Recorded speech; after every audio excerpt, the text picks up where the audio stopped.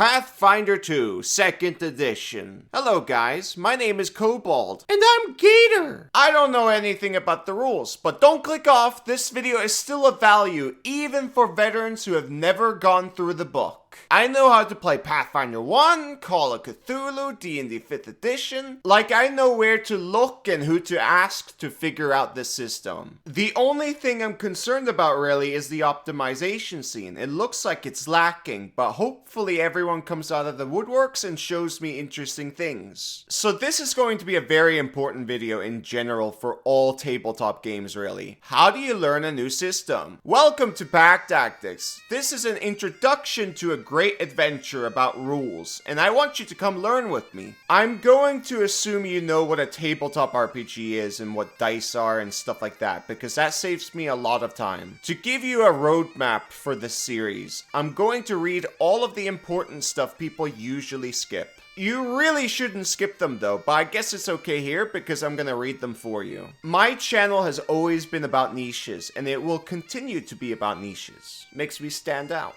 The roadmap so far is chapter 1, 4, and 9. After I've read those 3 chapters and I know how to play the game mostly. Let us begin. The first rule of Pathfinder is that this game is yours. Use it to tell the stories you want to tell. Be the character you want to be, and share exciting adventures with friends. If any rule gets in the way of your fun, as long as your group agrees, you can alter or ignore it to fit your story. The true goal of Pathfinder is for everyone to enjoy themselves. Yeah! Second rule, everyone involved in Pathfinder game is a player, including the game master. People forget this all the time in every tabletop game ever really. Some people think a game master is a game designer, because they can alter the rules and introduce new ones. It's super annoying to talk to people like that. Let's continue. The GM might limit options available during character creation, but the limits are discussed ahead of time so everyone can create interesting heroes. In general, the only limits to character concepts are the player's imagination and the DM's guidelines. This is a communication game and flavor is free to a point for the players. Very good. Rest of the stuff you already know. This already gave me a video idea. I can introduce flavor is free to Pathfinder 2. Next is gaming is for all. This is super duper important. Do not skip this. Whether you are a GM or a player, participating in a tabletop role-playing game includes a social contract. Everyone has gathered together to have fun telling a story. For many, role-playing is a way to escape the troubles of everyday life. But be mindful of everyone at the table and what they want out of the game, so that everyone has fun. When a group gathers for the first time, they should talk about what they hope to experience at the table, as well as any topics they want to avoid. Everyone should understand that elements might come up that make some players feel uncomfortable or even unwelcome. And everyone should agree to respect those boundaries during play. That way, everyone can enjoy the game together. Pathfinder is a game for everyone, regardless of their age, gender, race, or ethnicity, religion, sexual orientation, or even identities and life experiences. It is the responsibility of all the players, not just the GM, to make sure the table is fun and welcoming to all. The reason why I read all of this to you is this is the #1 thing that lets you stay at any table you want. And if you're really good at it, you'll be playing at that particular table for potentially years. And not only that, you'll also make friends and strengthen your friendship. Basically, if you're fun to play with, you're optimizing. Everyone likes you. Now, I want to add something to this, because this can happen. You might play at a table where a player has a problem but is too afraid to say anything. That might be you. Like, for example, you might have a problem with the barbarian role-playing a violent alcoholic.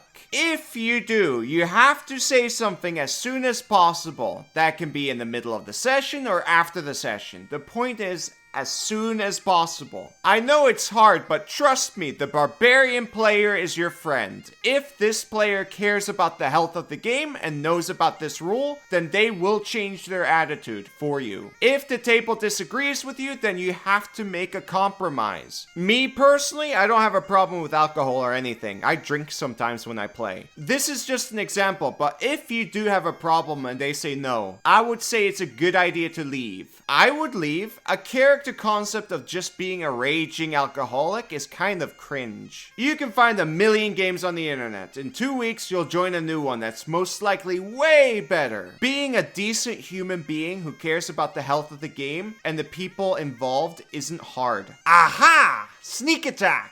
This video is sponsored by Grim Hollow, Valikan clans. Explore the frozen fjords of Atharis and murder fearsome monsters. This is 2 huge Viking books. You have a setting guide and an entire adventure starting from level 3 to 11. The setting guide is called Raider's Guide to Valika. It has everything you need to know about Valika, but that's not all. It also boosts 5e martials with all new martial maneuvers. There's also a raid mechanic to tackle large-scale battles, 2 new transformations, and many subclasses and feats. The adventure book is called Saga of Seasons. It's a massive adventure that lasts an entire year in-game, where players tackle unique challenges that arise in each of the 4 seasons. And not only that, the adventure is filled with new monsters and unique encounters. Experience the life of a Viking raider as you grow your clan's power and prestige. Grim Hollow Valikan clans will be on Kickstarter on the 15th of February. Let's go on an epic Viking adventure together. Back to the video. We're going to skip forward a bit. Playing the game. There are 3 modes of play. I've never mentioned these modes in 5e. It's basically the same thing really. Exploration, encounter, and downtime. Moving on, here they talk about skill checks with a DC. If the result of the check is equal to or greater than the DC, the check is successful. If it is less, the check is a failure. Beating the DC by 10 or more is referred to as a crit. Failing the check by 10 or more is a fumble. This is very new to me and kind of cool. However, it gives an example and the example sucks. It's really bad. For example, in pursuit of the wounded chimera, your character might find the path blocked by a fast-moving river. You decide to swim across, but the GM declares this a dangerous task and asks you to roll an athletics skill check. On your character sheet, you can see that your character has a +8 modifier for such checks. Rolling the d20, you get an 18 for a total of 26. The GM compares this to the DC, which was 16, and finds that you got a critical success, since the result exceeded the DC by 10. Your character swims quickly across the river and continues the pursuit, drenched but unharmed. Had you gotten a result less than 26 but equal to or greater than 16, your character would have made it halfway across the river. It doesn't even mention how wide this river is. Anyways, if you succeeded on the check, you are halfway across this river. So that means you didn't succeed on getting to the other side of the river at all. You failed at getting across the river, even though you succeeded on the check. Now, some of you might say, oh, it's a half success. Okay.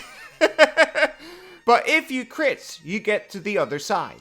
Kobold, be nice. You're right, Gator. I'm being a picky noob. You can tell me in the comments if I'm wrong about this. Keep in mind, I'm still learning a new system. Also, this is just an example. It might not actually be the gameplay. While I say that, and this is the example they provided in Chapter 1, I'm not going to think too deep into it. Like, people's actual games are usually not like that.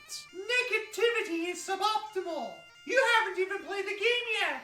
That's not true. I played with Rules Lawyer. It was fun. I played the Thaumaturge. It was some sort of martial. I don't know if the video's out yet when this comes out, but I'll link it in the description eventually. There's one more thing I almost forgot. Adding modifier and proficiency bonus to the roll. You know that part, but the proficiency is broken into 5 different ranks. Untrained, trained, expert, master, and legendary. And of course, here's the bonuses these proficiencies give you. Anyways, exploration and downtime is self-explanatory. Encounter is actually the main focus of the rules themselves. It's gonna be a lot to read and analyze, so I think it's a good spot to end here. We didn't get through the entire Chapter 1, because Chapter 1 is actually kind of long, so this is an introduction to the introduction. So next video, we'll most likely talk about the actions and the ability scores and blah blah blah blah. Basically, the fun stuff. Anyways, end of video. Check out Grim Hollow Velikan Clans. Every single Ghostfire gaming product is fantastic. Give them some love. Thank you for watching. Bye bye!